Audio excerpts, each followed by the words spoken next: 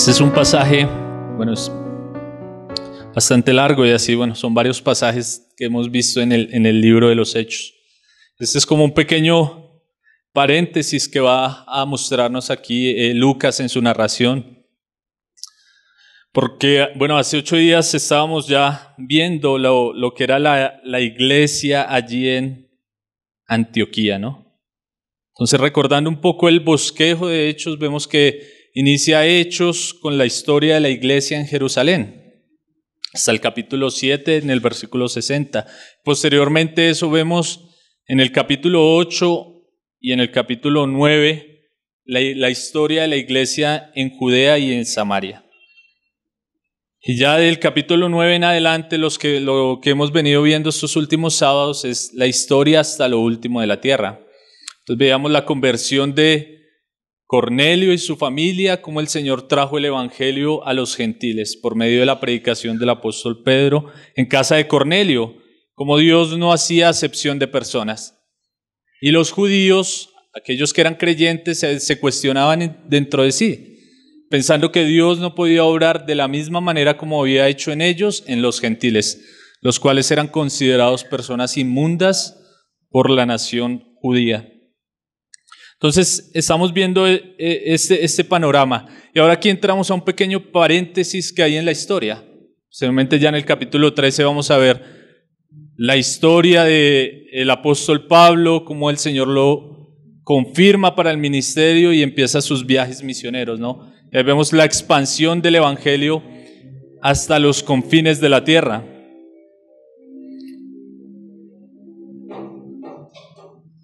Entonces veíamos también cómo el Señor empezó a formar la iglesia allí en Antioquía.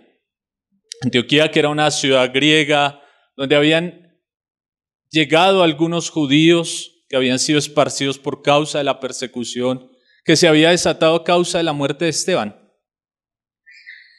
Y como veíamos hace 8 días, varias personas decían que no podía estar ocurriendo lo que estaba ocurriendo allí en Antioquía. Llegó la noticia a Jerusalén de que Dios estaba obrando allí en este lugar, el cual ellos consideraban un lugar pagano, un lugar inmundo, pero Dios estaba obrando allí. Y llegó la noticia a Jerusalén y vimos el estudio pasado cómo el Señor envió allí a Bernabé para que viera la obra que el Señor estaba haciendo. Y ahí en el versículo 11, en el capítulo 11, en el versículo 23, vemos que Bernabé llegó allí y cuando él llegó y vio la gracia de Dios, se regocijó y exhortó a todos a que con propósito de corazón permaneciesen fieles al Señor. Y ahí posteriormente vemos la disposición de esta iglesia nueva a servirle al Señor, ¿no? Como ellos, a través de lo que el Señor estaba hablando por medio de ese profeta que se levantó allí, que dijo que iba a haber gran escasez en Jerusalén y en Judea, la iglesia allí de nuevos creyentes, de creyentes que algunos consideran inmundos, pero que Dios ya había confirmado su evangelio a los gentiles, ellos en su amor por el Señor ahora reúnen una ofrenda y la envían por mano de Bernabé y Saulo para abastecer las iglesias de Judea, que iban a pasar por una gran necesidad que el Señor había anticipado por medio del profeta. Entramos aquí al capítulo 12, y aquí lo que les digo es como un pequeño paréntesis, pero que tiene una enseñanza muy profunda para la iglesia. Entonces iniciamos en el versículo 1 del capítulo 12.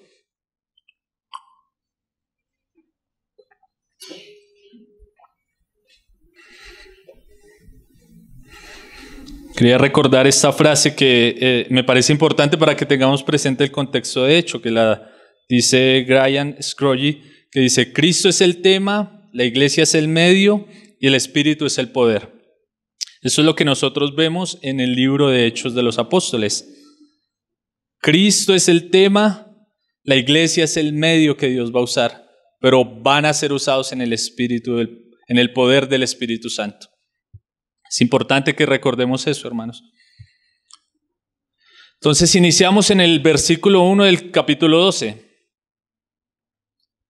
En aquel mismo tiempo, el rey Herodes echó mano a algunos de la iglesia para maltratarles y mató a espada a Jacobo, hermano de Juan. Aquí el relato inicia diciéndonos que en aquel tiempo el rey Herodes comenzó una nueva persecución hacia la iglesia. Vemos lo glorioso que se está viendo de cómo el Señor está expandiendo su evangelio en los gentiles, como Bernabé se regocija de la obra que Dios está haciendo allí en Antioquía. Pero nuevamente volvemos a mirar lo que está ocurriendo en Jerusalén. Y aquí podemos darnos cuenta de algo que siempre es visto y que nosotros lo podemos comprobar, se ha visto a lo largo de la historia, y nosotros lo vemos en nuestra vida, en la vida de iglesia, y es que cuando el Señor está orando hay alguien que no va a querer que esa obra se lleve a cabo. Y aquí nuevamente se había levantado ya persecuciones anteriores a mano de los judíos. Posteriormente a la muerte de Esteban también se había levantado una persecución, y aquí nuevamente hay un relato de otra persecución que inicia por mano de Herodes, el rey Herodes. ¿Quién es este Herodes que nos narra aquí Lucas, que nos cuenta Lucas? Este es Herodes Agripa I. Él es nieto de Herodes el Grande y sobrino de Herodes Antipas. ¿Quién era Herodes el Grande? Herodes el Grande fue aquel que mandó a matar a los niños en Belén, que está en el relato de Mateo 12. ¿Y quién fue Herodes Antipas? Aquel que mandó a decapitar a Juan el Bautista. Y ahora sigue aquí este Herodes, que también heredó lo de su familia, la maldad. Y este hombre, aquí la Biblia, Lucas nos va a mostrar varias cosas acerca de él. Primero, nos dice que es un rey y que él empezó a echar mano de la iglesia y mató a espada a Jacobo, hermano de Juan. ¿Y esto por qué lo comenzó el rey Herodes? Ahí en el versículo 3.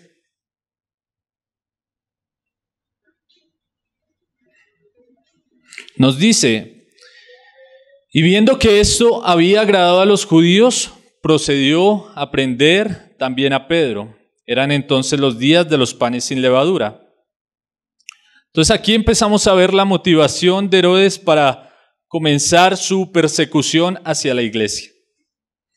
Craig Kinner, en su comentario del contexto cultural, él nos dice que Herodes Agripa I era una persona muy cercana a los fariseos y era alguien que frecuentaba el templo, o sea, era prácticamente como un judío practicante, era una persona afín a la religión judía.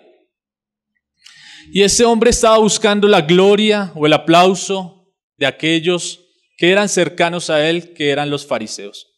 ¿Y por medio de qué lo iba a llevar? Por medio de acabar aquello que se estaba volviendo un tropiezo para los judíos, que era la iglesia. Entonces ahí el texto nos dice que él inició, en el versículo 1 dice: en aquel mismo tiempo el rey Herodes echó mano a algunos de la iglesia para maltratarlos y mató a espada a Jacobo, el hermano de Juan.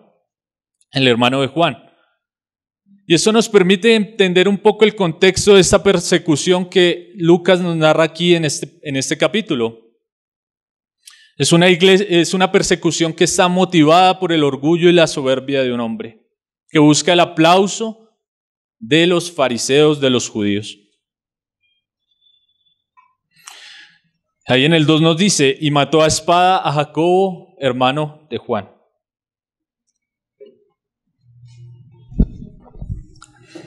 Ese hombre inicia perturbando la iglesia.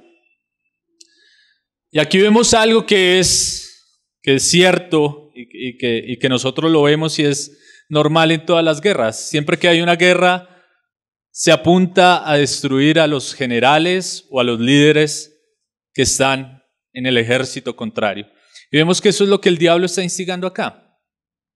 ¿Por qué? Porque cuando se ataca a aquellos que son los líderes que están perseverando en la obra de Dios, va a haber un desánimo en medio de las personas que lo siguen.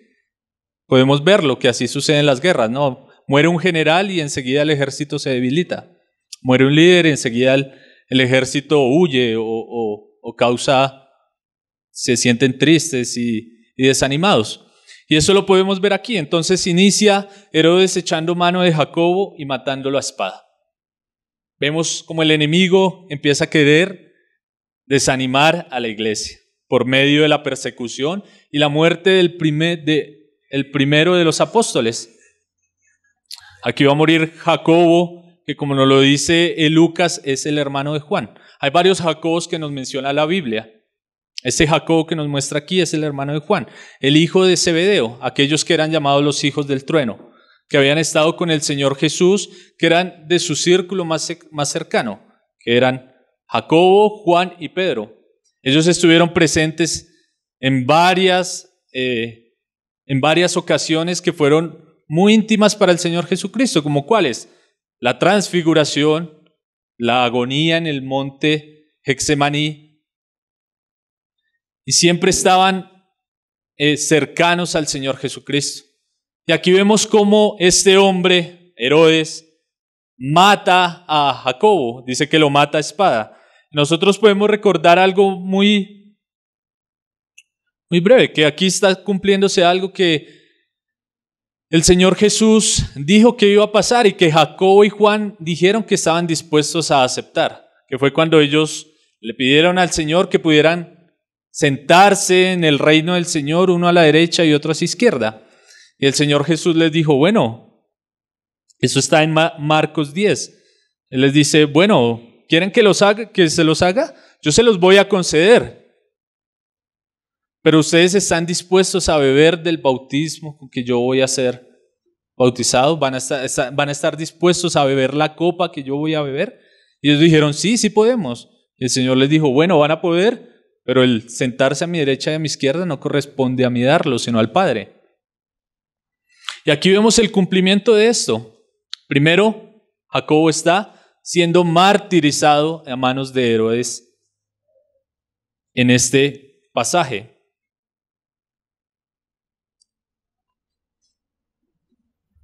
Posteriormente vamos a ver que también Juan sufre persecución. Entonces vemos el cumplimiento aquí de esto que el Señor les había hablado a Juan y a Jacobo, de lo que iba a ocurrir con ellos, cómo ellos iban a beber esta copa de dolor. Y por medio de esta muerte,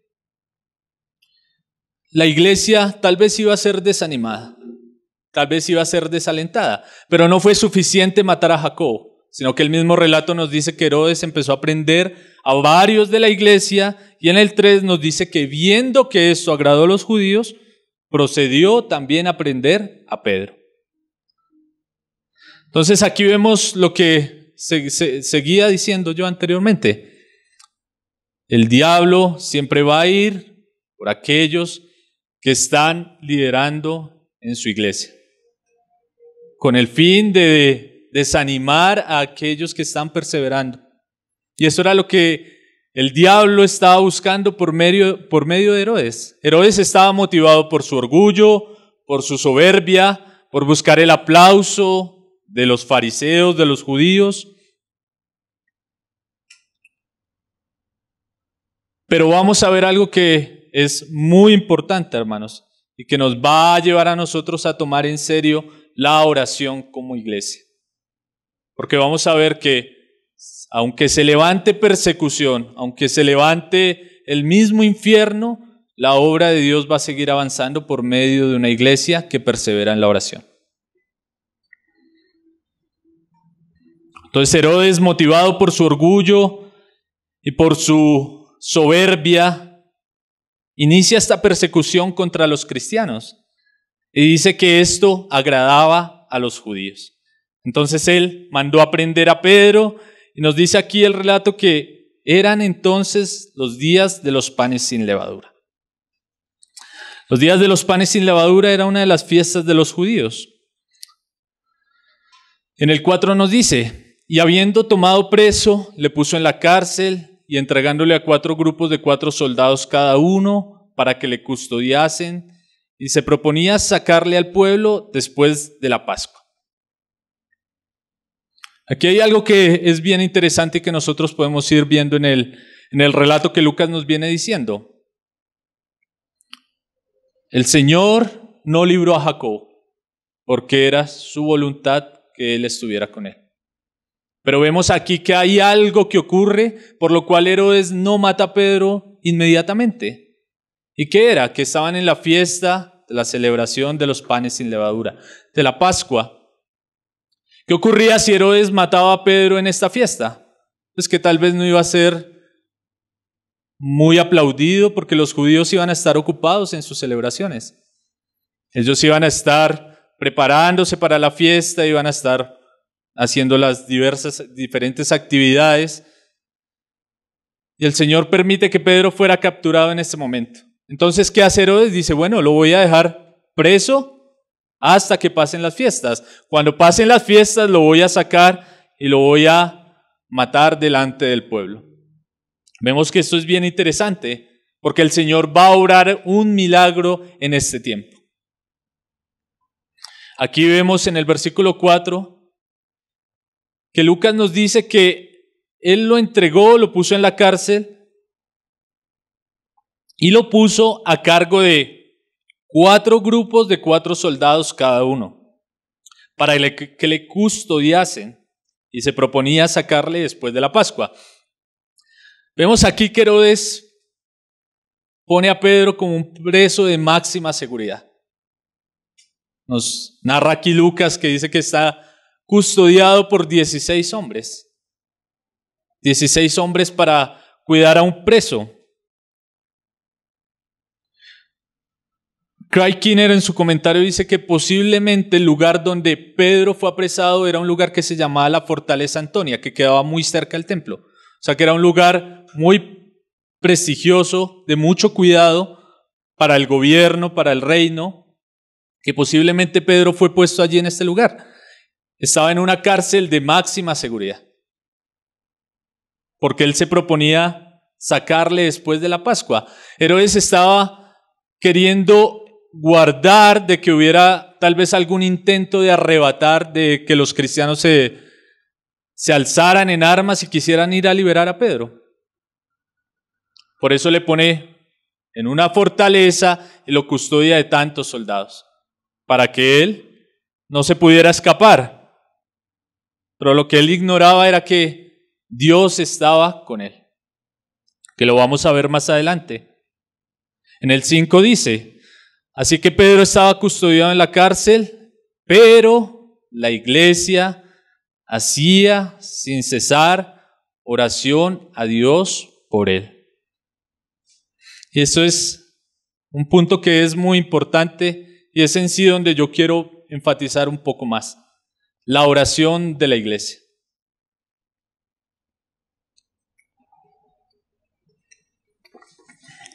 Miremos lo que estaba ocurriendo, una persecución, una nueva persecución. Ya la iglesia había pasado por diferentes persecuciones y ahora se levanta esta persecución motivada por la soberbia de Herodes. Y vemos aquí en el versículo 5 cómo Lucas nos dice que Pedro estaba custodiado en la cárcel, pero la iglesia hacía sin cesar oración a Dios por él. Y eso es algo bien interesante que nosotros podemos empezar a ver en el texto. ¿Será que la iglesia oró por Jacobo? Claro, yo creo que la iglesia oró por Jacobo. Y ahora la iglesia está orando fervientemente con Pedro. Y eso es algo que nos lleva a pensar lo siguiente. ¿Qué era lo que la iglesia estaba orando en este momento por Pedro? ¿Que Pedro fuera librado o que Pedro fuera guardado y le fuera dada paz en su corazón si le acontecía la muerte como ya había ocurrido con Jacobo?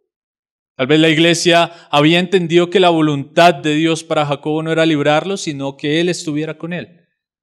Y esto es algo que nosotros debemos empezar a ver, hermanos. A veces la oración no es para que Dios haga lo que nosotros queremos, sino muchas veces para que nosotros podamos comprender cuál es la voluntad de Dios. La voluntad de Dios con Jacobo no fue librarlo, sino que él muriera, que él fuera el primer mártir de los apóstoles. No digo el primer mártir porque el primero fue Esteban, pero él fue el primero de los apóstoles, de los 12 que estuvieron con el Señor, en ser martirizado, en morir por causa del testimonio de Jesucristo. ¿La iglesia oró por él? Yo creo que sí. Aquí el texto no nos lo dice. Pero aquí más abajo en el 5 nos dice que cuando Pedro fue apresado, la iglesia empezó a orar fervientemente por él. Eso es algo muy importante que nosotros debemos ver. Y vemos cómo el enemigo, nuevamente lo digo, ataca a los líderes de la iglesia. Y es algo que nosotros debemos tener presente. ¿Cuánto oramos nosotros por aquellos que nos presiden en la obra de Dios? ¿Cuántas oraciones fervientes nosotros hacemos por ellos? El diablo va a atacarlos a ellos porque sabe que si destruye el liderazgo, muchas veces va a destruir la obra completa. ¿Cuánto nosotros estamos orando por aquellos que nos presiden en el Señor? Eso es algo importante. Sigamos ahí. Así que Pedro estaba custodiado en la cárcel, pero la iglesia hacía sin cesar oración por él.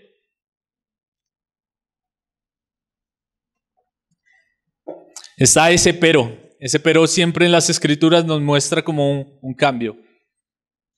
Hay una situación difícil.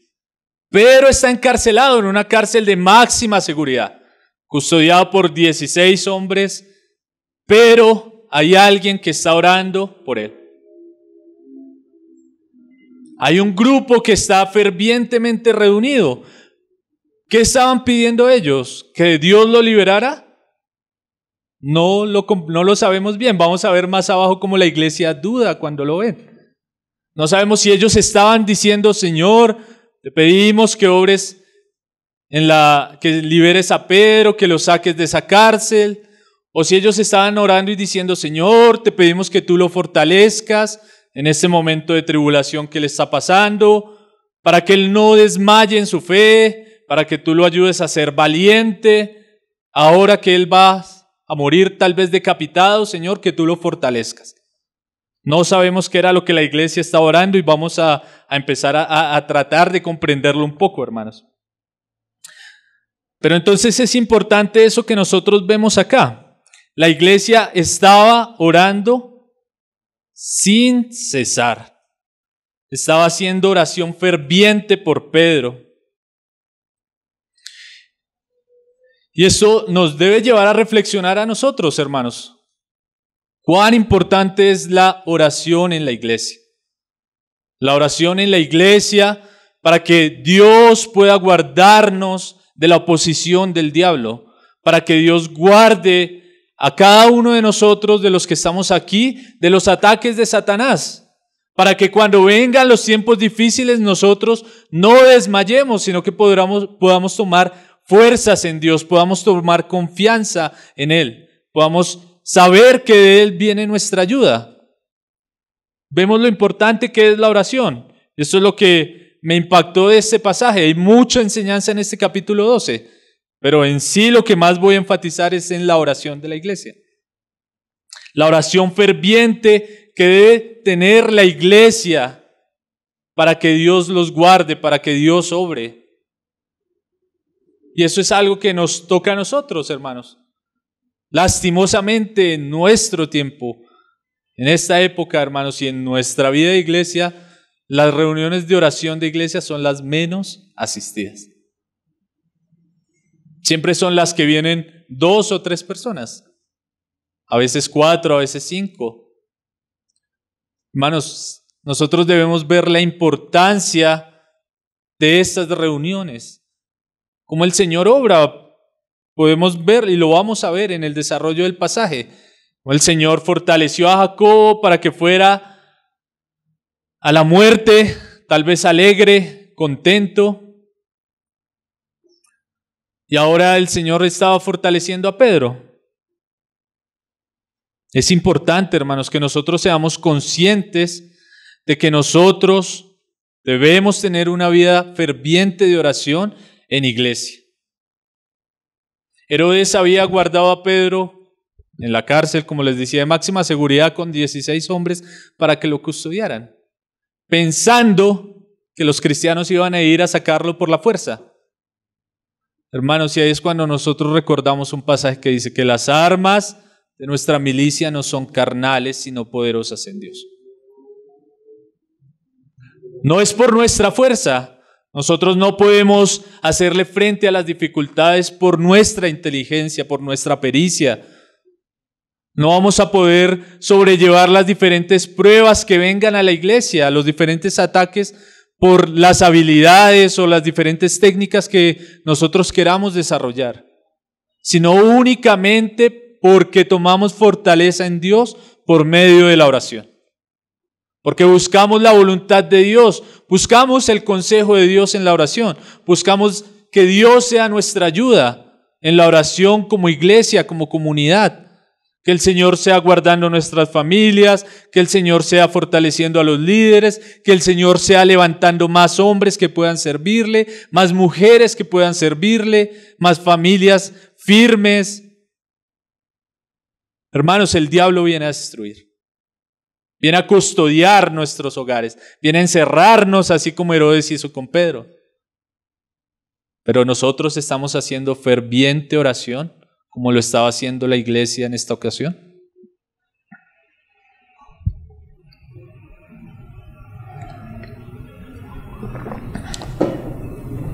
Aquí hay un panorama bien desolador para la iglesia.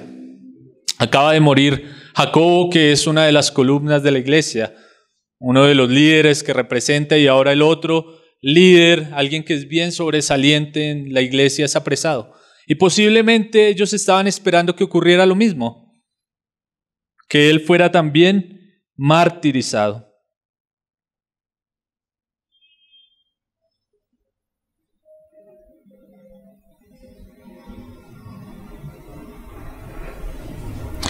Y no sé tal vez cómo fue la oración de la iglesia en este tiempo. Tal vez con lágrimas, triste, pero lo que nos dice la Escritura es que era una oración sin cesar. Ellos no iban a callarse hasta que escucharan: Pedro ya fue muerto, el Señor se lo llevó. Ellos no dejaron de orar, hermanos. Y eso es algo que nos lleva a reflexionar a nosotros. ¿Cuánto estamos orando nosotros? ¿O cuántas oraciones hemos hecho como iglesias en las cuales Dios nos ha respondido?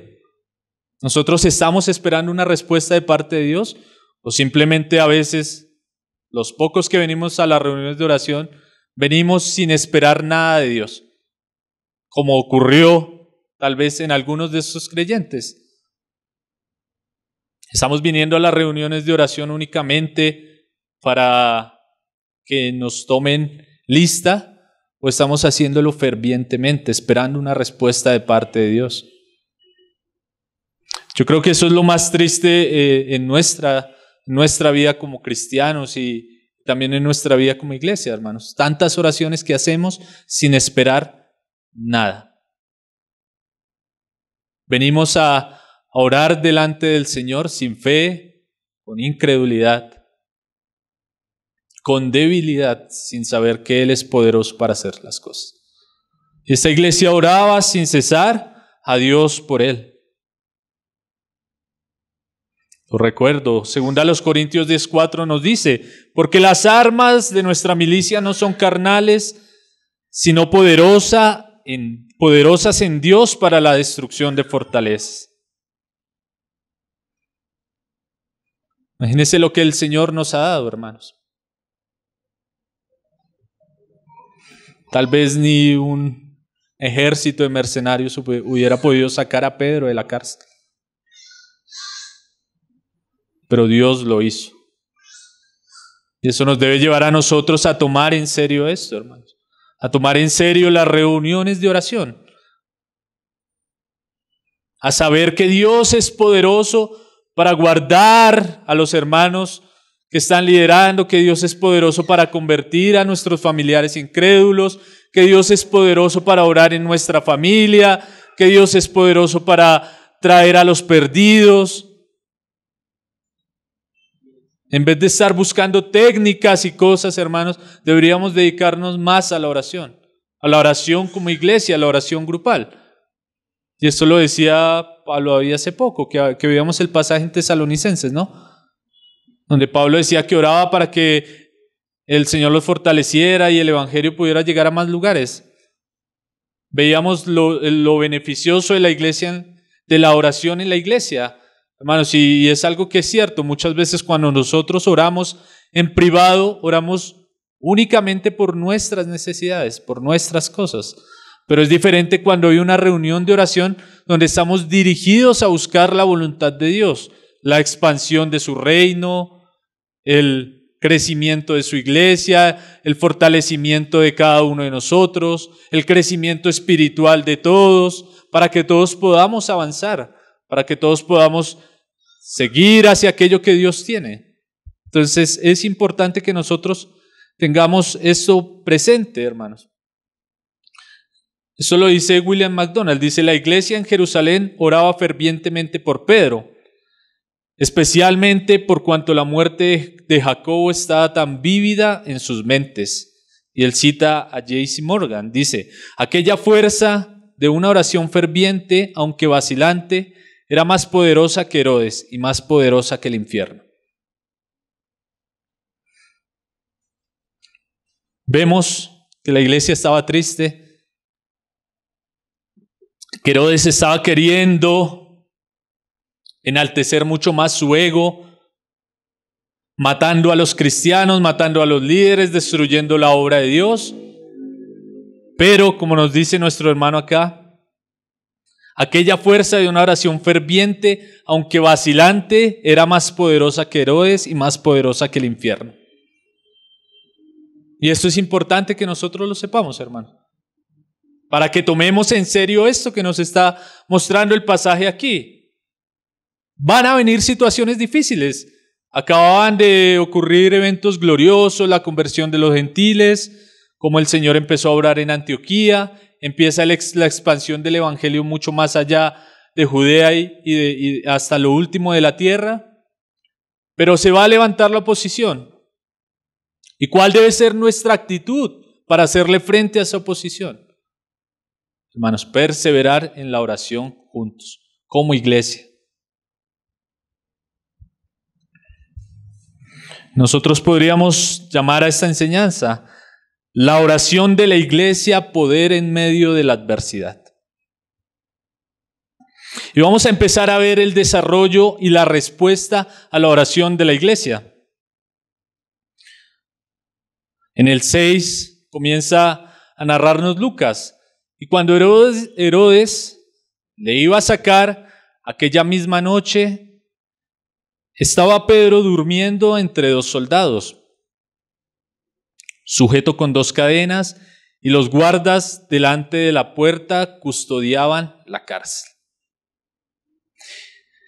Y cuando Herodes le iba a sacar aquella misma noche, Pedro estaba durmiendo entre los dos soldados, hermanos. Podemos ver esta porción aquí en el versículo 6, donde nos dice algo que estaba ocurriendo en Pedro. ¿Y qué era? Pedro estaba tranquilo. Había tranquilidad en el corazón de Pedro. Pedro sabía que al día siguiente le iba a acontecer lo mismo que le había ocurrido a Jacobo. Lo iban a matar a espada, pero Pedro puede acostarse tranquilamente. Y eso es algo que es importante, y por eso les digo, no sabemos cuál era la oración en sí que estaba haciendo la iglesia como tal. Porque vamos a ver más adelante que ellos no creen cuando Pedro es liberado. Pero vemos aquí cómo Pedro está tranquilo en medio de esta dificultad que le está ocurriendo. Pedro puede dormir tranquilamente. Y dice que él estaba encadenado junto a dos soldados. Esto, bueno, lo vemos que es interesante saber, bueno, como lo decía Pedro, ya era un preso de máxima seguridad, porque era un trofeo que iba a levantar Herodes. Entonces él debía cuidarlo. Lo cuidaba poniéndole varios soldados. Tras de eso ponía soldados que se amarraran para que durmiera con él. Cosa de que no hubiera una posibilidad humana de que él pudiera escapar. Pero a pesar de eso, Pedro estaba tranquilo. Tal vez Pedro había descansado en la voluntad de Dios. Sabía que Dios era soberano y que si Dios quería que él muriera, iba a acontecer así, como le había ocurrido a Jacobo. Tal vez esta es la respuesta a la oración de la iglesia. El Señor le está dando paz en medio de la tormenta. Él puede descansar tranquilamente. Y esto lo podemos experimentar muchos de nosotros, hermanos. ¿Cuántos de nosotros nos ha ocurrido lo mismo? Tenemos dificultades, tenemos problemas en nuestra vida, pero de un momento a otro nos invade una paz que sobrepasa todo entendimiento. ¿Y por qué es? Porque hay un grupo de 2 o 3 que está haciendo oración ferviente por cada uno de nosotros. Con tal de que nosotros podemos hacer como Pedro, dormir en medio de la adversidad. Entonces podemos ver esto. Tal vez este fortalecimiento, esta paz, esta tranquilidad que Pedro estaba experimentando en este momento se debía en respuesta a la oración que la iglesia estaba haciendo por él.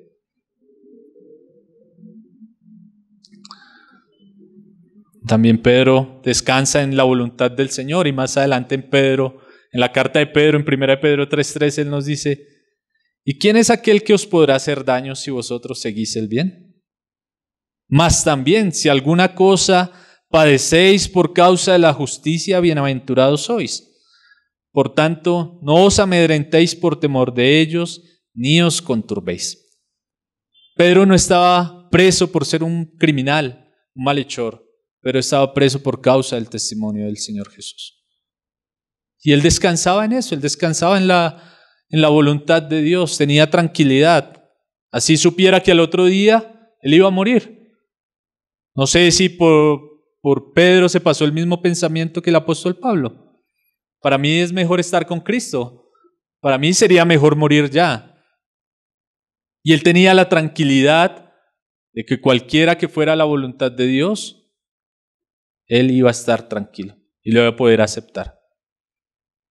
Y muchas veces así, hermanos. ¿A qué se debe la tranquilidad que muchos experimentamos en medio de las pruebas? A la oración de la iglesia. Yo recuerdo hace un tiempo que estábamos con Alicia, recién casados, y estábamos teniendo pues dificultades, hermanos, y había aflicción, había tristeza. Y yo recuerdo que vinimos a Bogotá a una reunión y una hermana que lleva mucho tiempo entre la iglesia me dijo: Andresito, lo he pensado mucho, el Señor me ha puesto a orar mucho por usted. Y yo decía: gracias porque de verdad lo he sentido la oración de la iglesia. Yo lo he experimentado, no sé si a ustedes, hermanos. Y así estaba Pedro, a punto de morir, pero estaba tranquilo y podía descansar. Porque la iglesia estaba haciendo oración fervientemente sin cesar por él.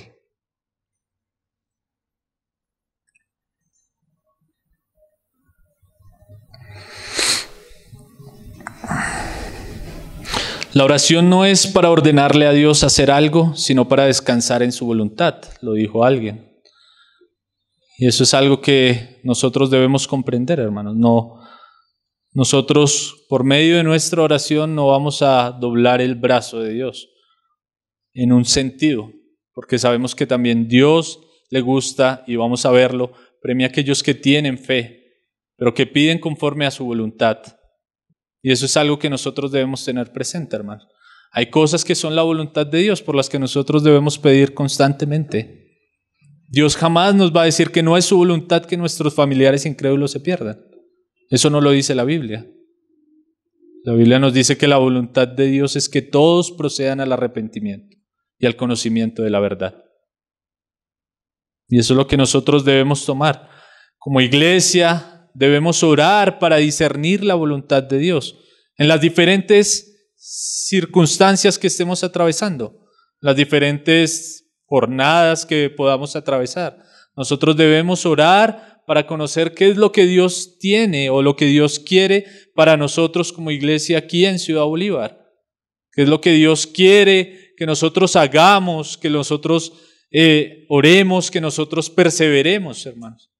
Y ya vimos algunas, ¿cuáles son? Que el Señor nos guarde de las pruebas que van a venir, que Dios nos guarde del ataque de Satanás. Debemos perseverar en esa oración. Entonces podemos ver cómo Pedro en este versículo, él está confiado en la voluntad de Dios, amarrado junto a 2 soldados. No había ninguna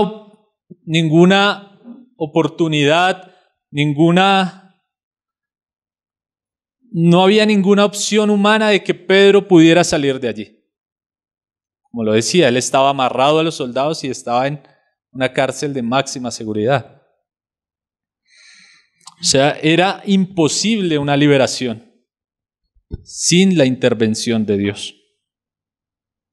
En el versículo 7 nos narra lo siguiente.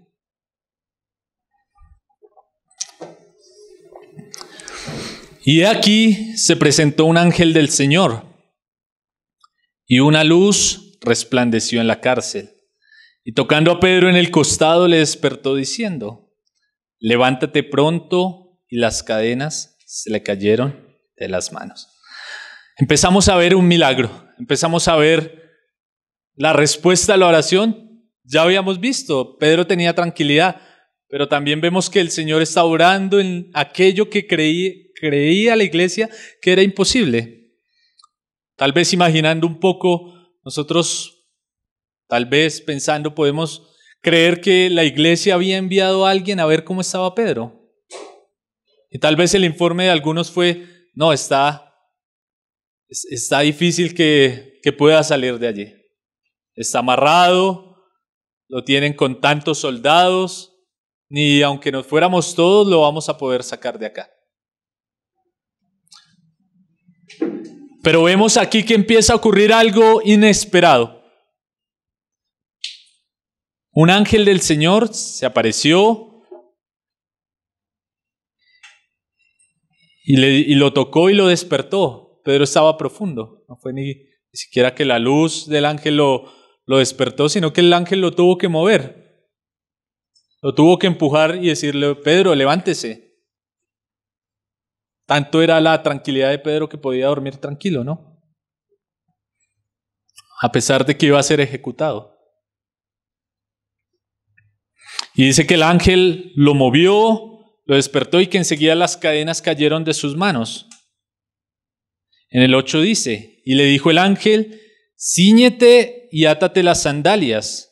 Y lo hizo así y le dijo: envuélvete en tu manto y sígueme. Y Pedro obedece lo que el ángel le dice. El ángel le dice que debe ceñirse, debe ponerse sus sandalias y debe seguirlo. Y en el 9 sigue diciendo: y saliendo le seguía. Pero no sabía que era verdad lo que hacía el ángel, sino que pensaba que veía una visión. Pedro pensaba que eso era un sueño. Es algo que es milagroso, que es inesperado que esté ocurriendo. ¿Cómo van a soltarse las cadenas? ¿Cómo él va a poder salir tranquilamente en un lugar que está custodiado? Y Pedro es algo que él piensa que no está ocurriendo dentro de sí. Tal vez está aún medio dormido. Y está obedeciendo lo que el ángel le dice. Y dice que y saliendo le seguía, pero no sabía que era verdad lo que hacía el ángel, sino que pensaba que veía una visión. Eso era prácticamente imposible que estuviera ocurriendo. Y Pedro así lo pensaba. Decía: bueno, tal vez estoy soñando. En el 10 dice: habiendo pasado la primera y la segunda guardia, llegaron a la puerta de hierro que daba a la ciudad, la cual se les abrió por sí misma, y salidos pasaron una calle, y luego el ángel se apartó de él. Entonces pasaron la primera, la segunda guardia, y llegaron a la puerta, y la puerta se abre sola. Y él sale, y salen caminando. Aquí la Biblia dice que pasaron por una calle, tal vez iban tranquilos, pero iba pensando en esas cosas, tal vez pensaba que era un sueño. Y enseguida dice: y luego el ángel se apartó de él. En el 11, entonces Pedro, volviendo en sí, dijo: ahora entiendo verdaderamente que el Señor ha enviado su ángel y me ha librado de la mano de Herodes y de todo lo que el pueblo de los judíos esperaba.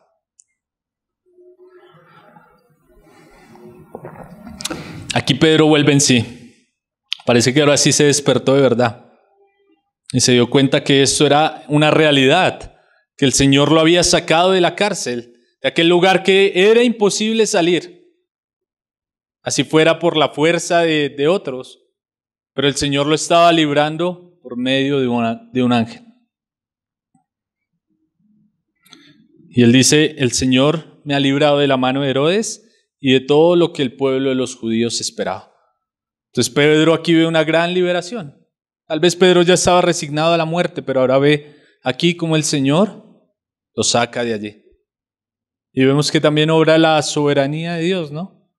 El Señor no hizo lo mismo con Jacob, pero ahora con Pedro sí lo hace. En el 12 dice, y habiendo considerado esto, llegó a casa de María, la madre de Juan, que tenía por sobrenombre Marcos, donde muchos estaban reunidos orando. Ahí en esa palabra, habiendo considerado, otras versiones dicen, y reflexionando en esto.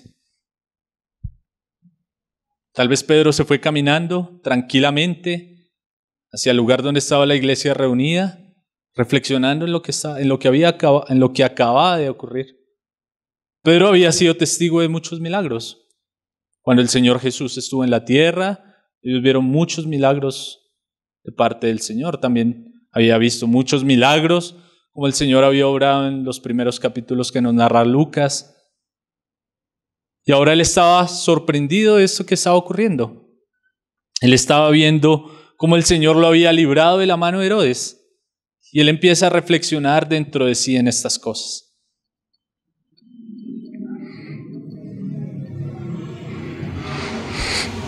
Tal vez Pedro decía, si a Jacobo lo mataron, también yo tengo la misma suerte, voy a contar con la misma suerte. Pero ahora me doy cuenta que no, el Señor no quiso que yo muriera. Tal vez Pedro iba pensando dentro de sí eso. Reflexionaba en aquellas cosas que habían ocurrido.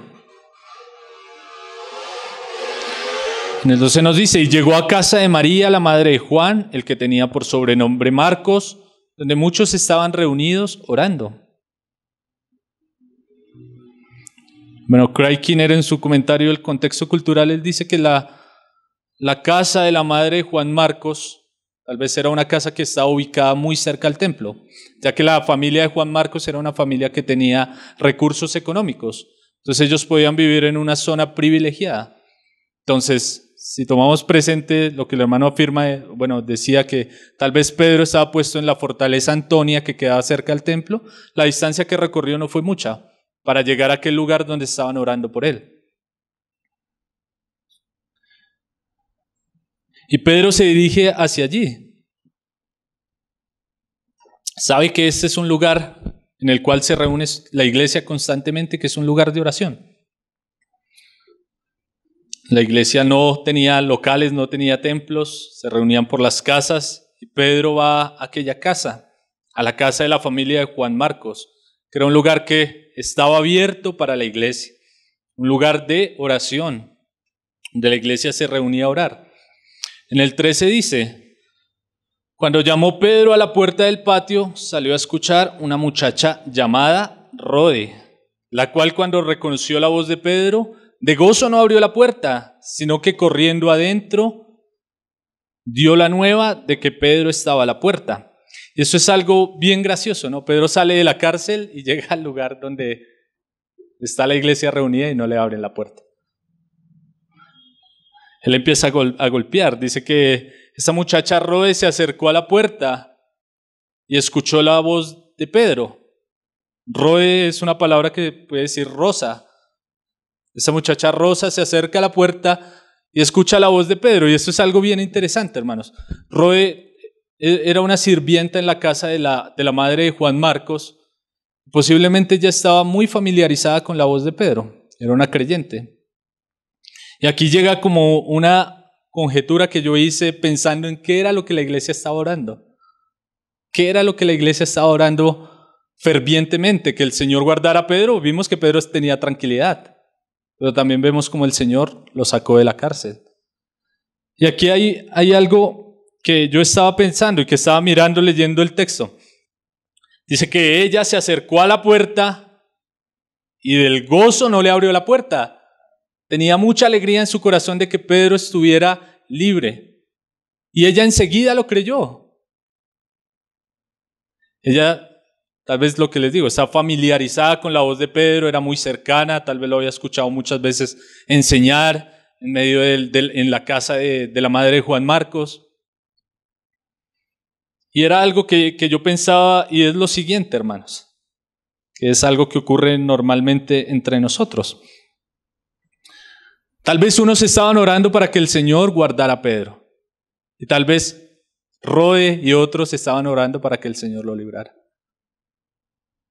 Tal vez para unos lo posible era que ocurriera, todos creían que tal vez iba a pasar lo mismo que pasó con Jacobo, que iba a morir. Pero había otros que creían que el Señor era poderoso aún para librarlo de la cárcel. Y entre esos creo tal vez que estaba Rode. Pero eso nos lleva a pensar algo, hermanos. No pienso que hubiera una discusión entre la iglesia, yo oro para que el Señor lo libre, y otros, yo oro para que el Señor lo guarde. No, tal vez todos estaban en un mismo sentir, pero había otros que tenían esa esperanza un poco más allá, profunda en su corazón. Todos estaban esperando que el Señor hiciera su voluntad en la vida de Pedro. Pero tal vez había otros como Rode, pienso yo, tal vez estaba diciendo, Señor, pero si tú quieres librarlo. Había alguien que tenía una fe un poquito más osada, como Rode.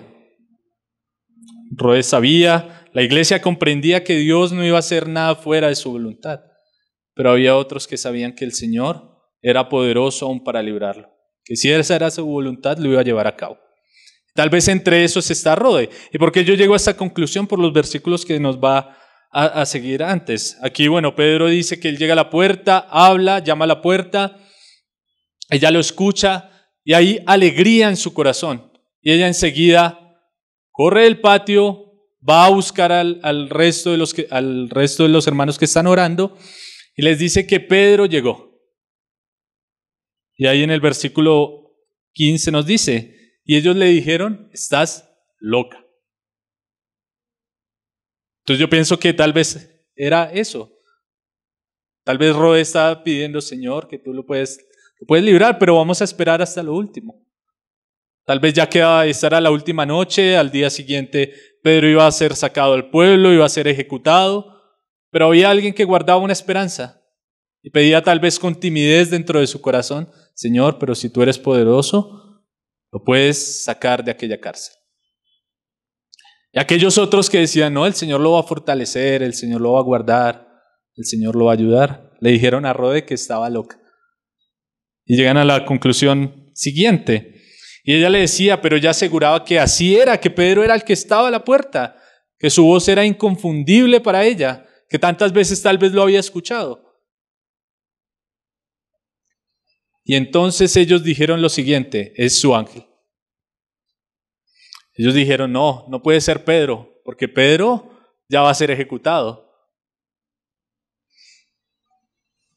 Y aquí, ese es su ángel, es algo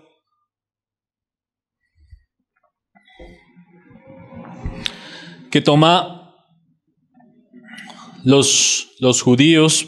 Stephen David dice que según el Talmud de los judíos, la cuestión del ángel de la guarda, que ellos la narran allí, dicen que el ángel es aquel que está siempre al lado de cada persona y que de tanta cercanía que el ángel tiene a las personas puede tomar la apariencia de las personas mismas. Entonces tal vez esto era lo que ellos tenían en mente del ángel de la guarda, por eso dicen es su ángel, que era un concepto judío que ellos tenían en su cabeza. Y ella les decía, pero ella aseguraba que era así, que era Pedro el que estaba allí.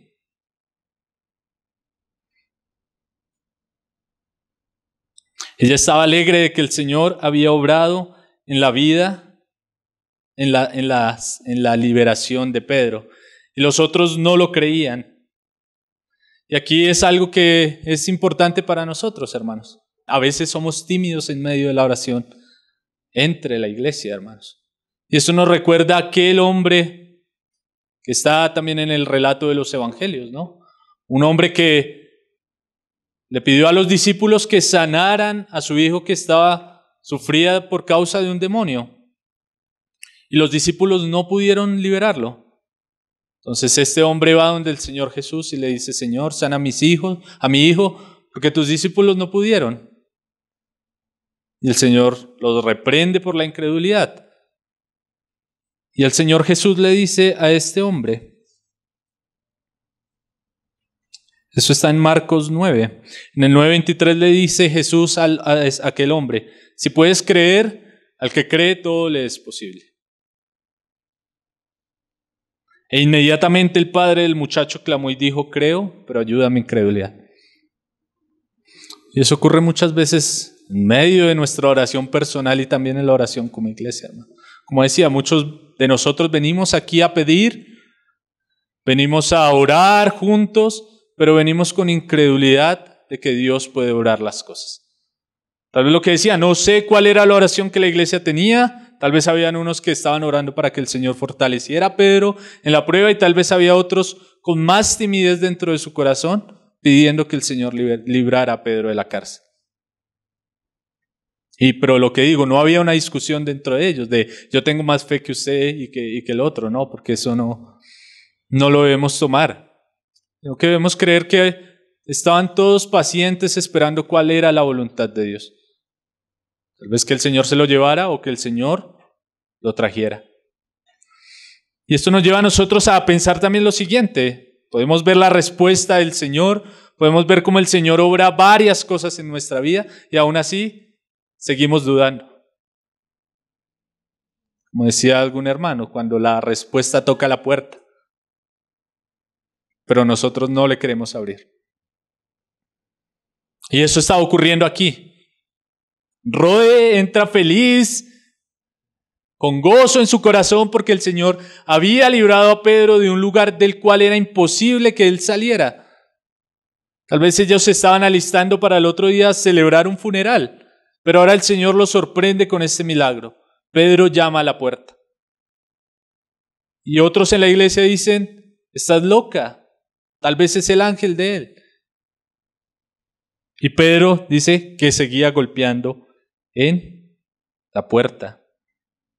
Nosotros debemos ser conscientes que si bien la oración está completamente restringida por la voluntad soberana de Dios, a Dios le agrada a aquellos que van más allá, confiando que Él es poderoso para orar. Nosotros debemos saber que la voluntad de Dios, la oración está restringida por la voluntad de Dios, hermanos. Pero Dios bendice a aquellos que tienen una fe más fuerte en Él. Así como lo hizo con varias personas en los evangelios, ¿no? Donde el mismo Señor Jesús decía, ni aún en Israel he hallado tanta fe. Que asimismo nosotros podamos orar fervientemente, hermanos. ¿Cuántos de nosotros tal vez resignados porque decimos tanto tiempo orando por mi hijo incrédulo y nada que se arrepiente? Pero un día llega Él tocando a la puerta. Nuestros familiares, nuestros padres, nuestros hermanos, que lleguen tocando a la puerta, hermanos. Que nosotros podamos tener esa fe de creer que Dios es poderoso, que así como libró a Pedro de la cárcel, va a librar a nuestros familiares de la esclavitud del pecado, pero que lo podamos creer. Que no se nos haga extraño el llegar y que Él nos diga, me quiero bautizar, he conocido al Señor. Él ha quitado mis pecados. Que nosotros podamos tener esa fe que es osada, que va más allá. Que nosotros podamos ser de aquellos, hermanos. En el 15, y ellos le dijeron, estás loca, pero ella aseguraba que así era. Entonces ellos decían, es su ángel. En el 16, mas Pedro persistía en llamar, y cuando abrieron y le vieron, se quedaron atónitos. Aquí ellos ven cómo el Señor hizo aquello que ellos creían que era imposible. Vemos cómo el Señor se muestra a su pueblo, cómo el Señor muestra su poder en medio de su iglesia. ¿Cuántos son el testimonio de aquello, hermano? ¿Cuánto tal vez de nosotros éramos de aquellos que nuestra familia nos daba por perdidos? Y hoy en día están atónitos por lo que Dios ha hecho en nuestras vidas.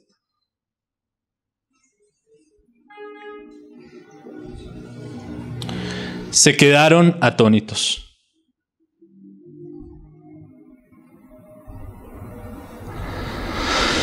Y en el 17, pero él haciéndoles con la mano señal de que callasen, les contó cómo el Señor le había sacado de la cárcel y dijo: haced saber esto a Jacobo y a los hermanos, y salió y se fue a otro lugar.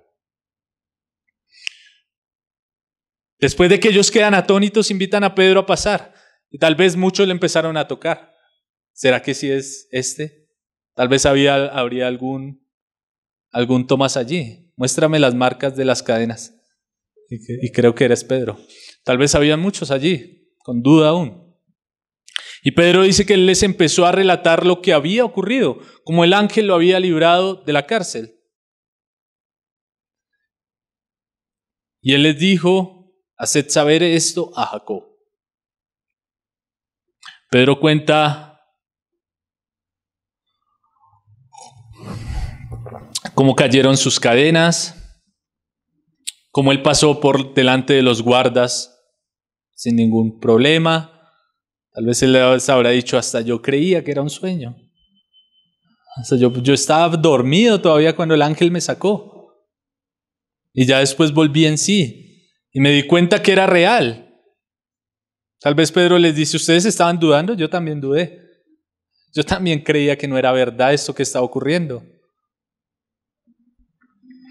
Entonces Pedro dice que les dijo que hicieran silencio, les contó las cosas, cómo Dios lo había librado de la mano de Herodes y de la mano de los judíos. Y les dijo: hagan saber esto a Jacobo y a los hermanos, y salió y se fue a otro lugar. Aquí le dice que él les dijo: hagan saber esto a Jacobo. ¿A cuál Jacobo? Algunos comentarios nos dicen que ese Jacobo al que él se refiere aquí es Jacobo, aquel que era el hermano menor del Señor Jesucristo, que llegó a ser un líder muy sobresaliente de la iglesia en Jerusalén. Más adelante, Hechos 15 nos muestra cómo Jacobo tomaba el liderazgo. También el mismo escritor de la carta de Jacobo o Santiago, que nosotros entendemos que es el nombre Santiago. Y era este al que Pedro dice: cuéntenle a él y a los demás hermanos lo que ocurrió, el milagro que el Señor hizo. Y ahí el pasaje nos dice: y salió y se fue a otro lugar. Y aquí varios hermanos dicen: no sabemos para dónde se fue Pedro. La Biblia no nos lo dice.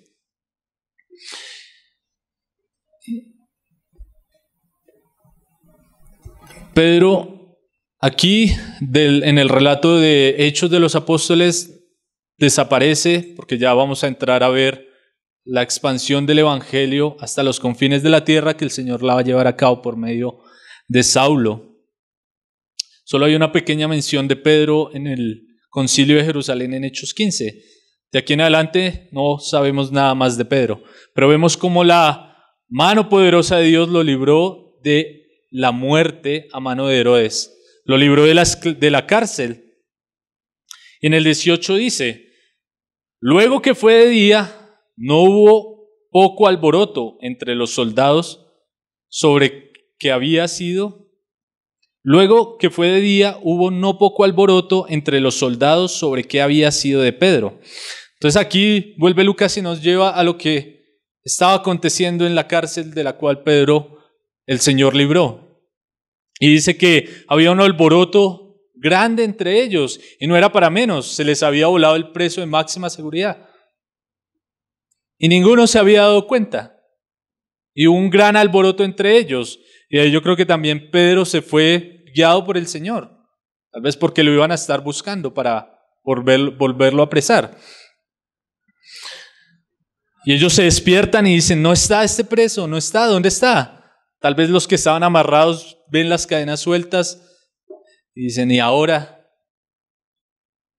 Y en el 19 dice: mas Herodes, habiéndoles buscado, sin hallarle, después de interrogar a los guardas, ordenó llevarlos a la muerte. Después descendió de Judea a Cesarea y se quedó allí. Para Herodes era imposible que Pedro lo hubiera sacado Dios de allí. Herodes no creía en eso. Entonces, ¿cuál era la conclusión más obvia? que los guardas habían participado en el escape de Pedro. Y ahora como castigo merecían la muerte. Por eso los mandó a ejecutar. Y ahí en el 19 nos dice, después de esto, de interrogar y ejecutar a los guardas, descendió de Judea a Cesarea y se quedó allí. Aquí este descender, Stephen David dice que es como si Herodes hubiera sentido vergüenza. Él quería levantar a Pedro como un trofeo, pero el Señor obró otras cosas. El Señor obró un milagro y sacó a Pedro de allí. Ahora Herodes, por su vergüenza, se va de Judea a Cesarea y se queda allí por un tiempo. Y ahí va a ocurrir la sentencia a Herodes. Voy a ir un poco más rápido, hermanos, que creo que me extendí un poco.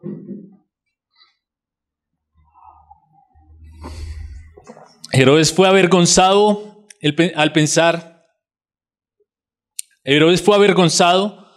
al ver que aquel que iba a ser su trofeo delante de los judíos para ganar el aplauso de ellos había escapado. Por lo tanto, Herodes ahora se va de Judea a Cesarea. En el 20 nos dice Lucas lo siguiente, y Herodes estaba enojado contra los de Tiro y de Sidón, pero ellos vinieron de acuerdo ante él, y sobornado Blasto, que era camarero mayor del rey, pedían paz porque su territorio era abastecido por el del rey. Entonces aquí Lucas nos relata de un conflicto que había entre Herodes y la región de Tiro y de Sidón.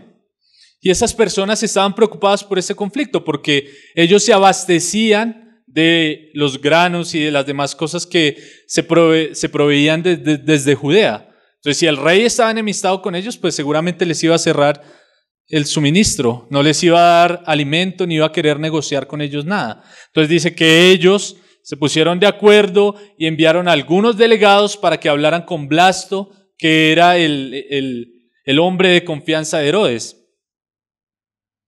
Y dice que ellos pedían paz para su tierra y para su territorio. Y ahí en el 21 nos dice, y un día señalado, Herodes, vestido de ropas reales, se sentó en el tribunal y les arengó. Craig Kinner en su comentario dice que esa fiesta o esa celebración en la cual Herodes se levantó fue posiblemente en el teatro de Cesarea que había sido construido por el abuelo de Herodes, por Herodes el Grande, y que estaban allí en una celebración, en una fiesta. Él nos dice que tal vez esta fiesta o esta celebración tenía como ocasión dar honor al emperador y que llegaron muchos invitados.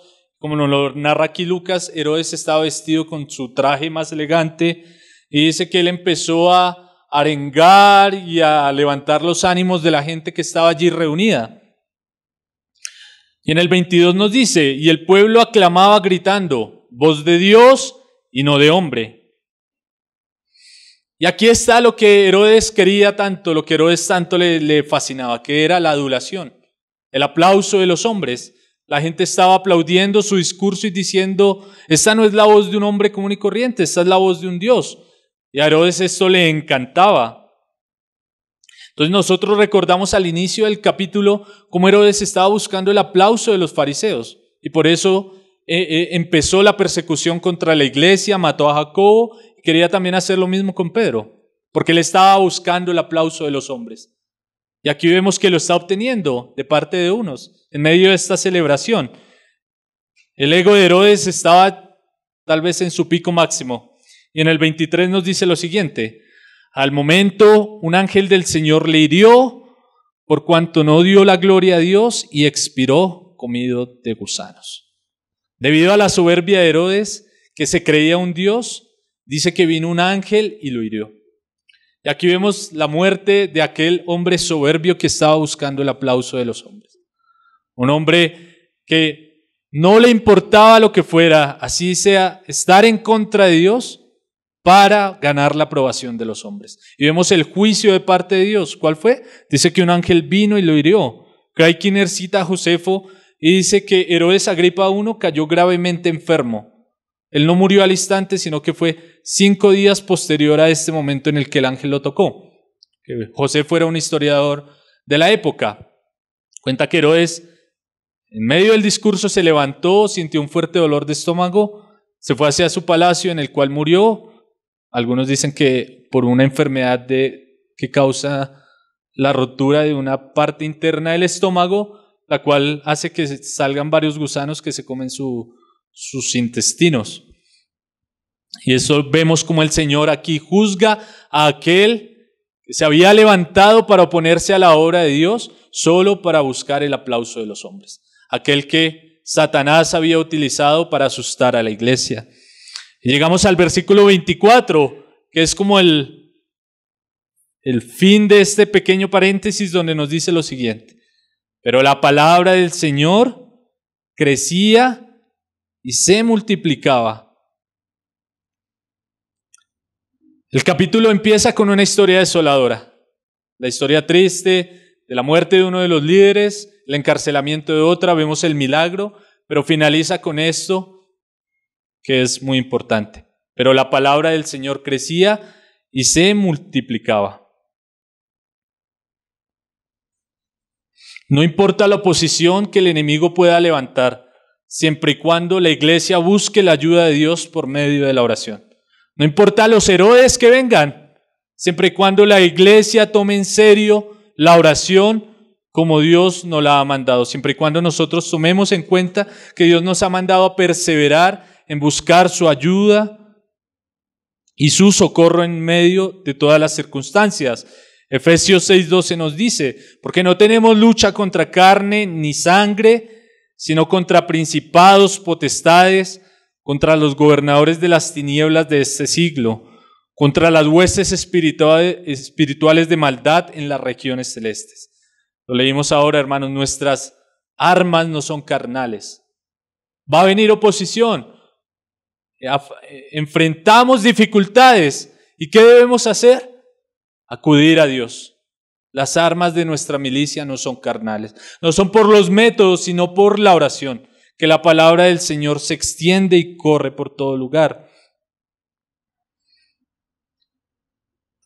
Entonces podemos ver cómo la oración de la iglesia es el poder de Dios en medio de la adversidad. Voy a citar este comentario final de Warren Wiersbe que dice lo siguiente. Al principio de Hechos 12 parece que Herodes está en control y que la iglesia está perdiendo la batalla. Pero al fin del capítulo Herodes está muerto y la iglesia completamente viva, está creciendo rápidamente. ¿Cuál es el secreto? Una iglesia que ora. La misionera Isabel Kuhn solía orar cuando estaba en problemas. Si este obstáculo viene de ti, Señor, lo acepto. Pero si es de Satanás, lo rechazo a él y todas sus obras en el nombre del Calvario. Y el doctor Alan Redpath a menudo ha dicho, no más desánimo, sigamos orando, estamos triunfando. Dios obra cuando las iglesias oran y Satanás todavía tiembla cuando ve al santo más débil de rodillas. Hermanos, que en este pasaje nosotros podamos ver la importancia de la oración en medio de la iglesia. O a pesar de la oposición, Dios triunfa por encima de esa oposición por medio de la oración de su pueblo, hermanos. En el 25 finaliza diciendo, y Bernabé y Saulo, cumplido su servicio, volvieron de Jerusalén, llevando también consigo a Juan, el que tenía por sobrenombre Marcos. Amén, hermanos, vamos a dar gracias.